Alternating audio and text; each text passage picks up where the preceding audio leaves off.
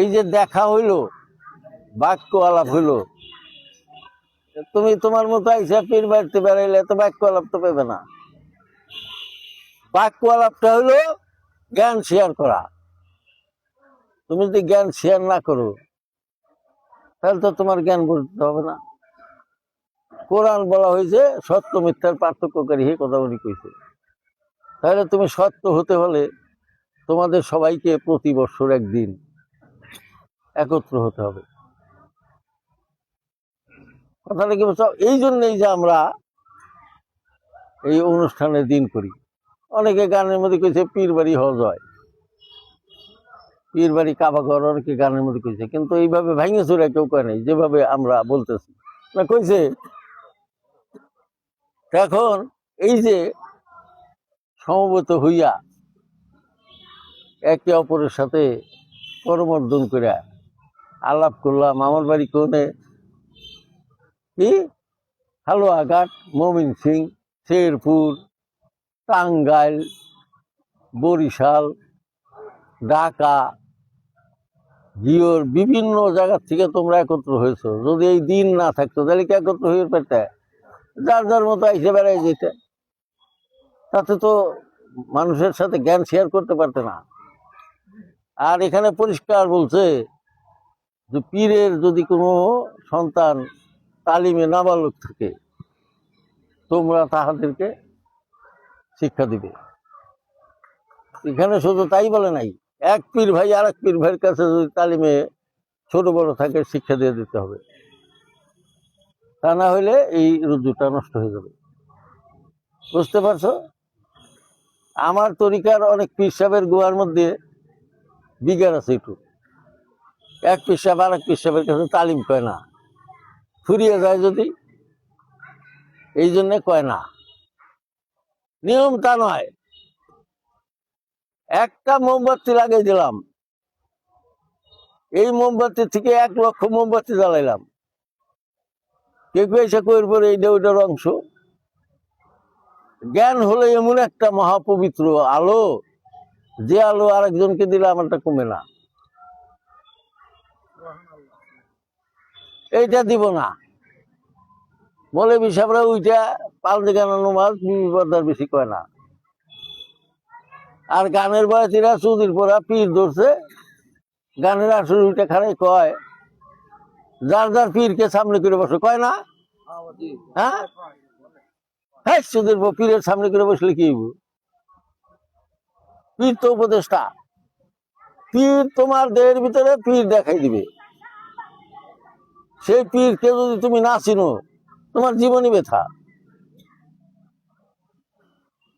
এই হলো পীরের দায়িত্ব। তা না কইয়া পীরের দিকে সামনে করে বসে আমি পীরের ধ্যান করতেছি, আমার পীর মার হাতে রতিরণ করতেছে, আমার ধ্যান পৌঁছাইব? আমার যে মুর্শিদ লা শরীকা আল্লাহ, তাকে ধ্যান করলে কি কোনো বাধা আছে? তোমরা লা শরীকা আল্লাহকে দেখো নাই? তোমাদের মুর্শিদ তোমাদের কাছে আছে না? আমি কে? রসুল উপদেষ্টা। তাই সেই ভার আমার উপরে পড়ছে থেকে আমি তোমাদের উপদেশ দিতেছি।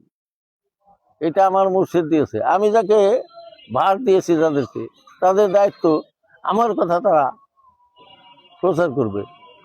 যদি না করে তাহলে তারা আমাকে মানল না। বুঝতে পারছো?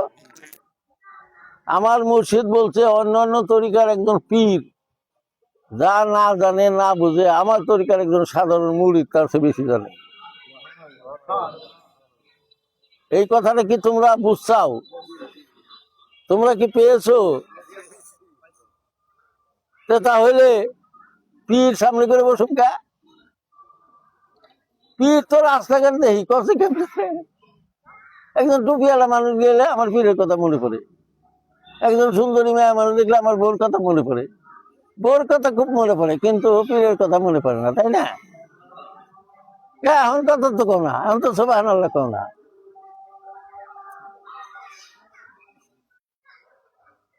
বউ স্বামী স্ত্রী দুইজন হলো নগদ বেহেশত।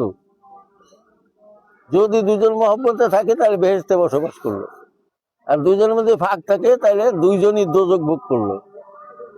তাহলে আমাদের কর্তব্য কি? সংসার জীবনের জন্য স্বামী স্ত্রীর মহব্বত নগদ বেহেশত। যদি মহব্বতে বেহেশত না মিলে বাদ দাও, হুকুম আছে। এক পীর শিষ্য বাড়ি গেছে, তো বউতে বেশি আদর করে নাই, পীরের বসবারও করে নাই। তা জিজ্ঞেস করছে শাহ আলম কোনে গেছে? কয়ে তো কাঠে ব্যবসা করে গেছে। শাহ আলম আসলে কইও যে শাহ আলমের ঘরের চৌকাট কপার যিনি বদলাই ফেলায়, পীরের হুকুম যদি অমান্য করে তাহলে জাহান্নামে যাবে। মানে উনি যখন আইছে, আসার পরে বউ তো এই কথা কইছে, কয় পীর সাহেব আইছিল, হে তো এই কথা কইয়া গেছে। তো জিজ্ঞেস করছে তারা বসবে দিছিল, কয় না।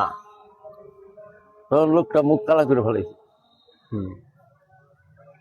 অর্থাৎ কইয়া গেছে বউ তালাক দিয়ে আবার বিয়ে করে গা, চৌকাট কপার বদলাই দিগা।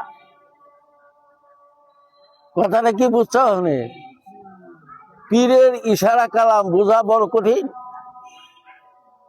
কি করবো? বোর বাপ মা দেখে না, বউ তালাক দিয়ে দিল।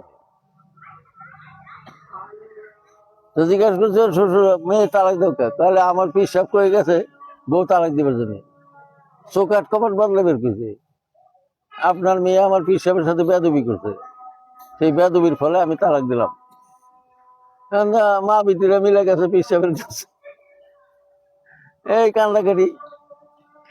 কান্দাকাটি করে কেন? তোমার বাপ যদি তোমার বাড়িতে যাইতো তাহলে কিরকম ধরনের আদর করতা?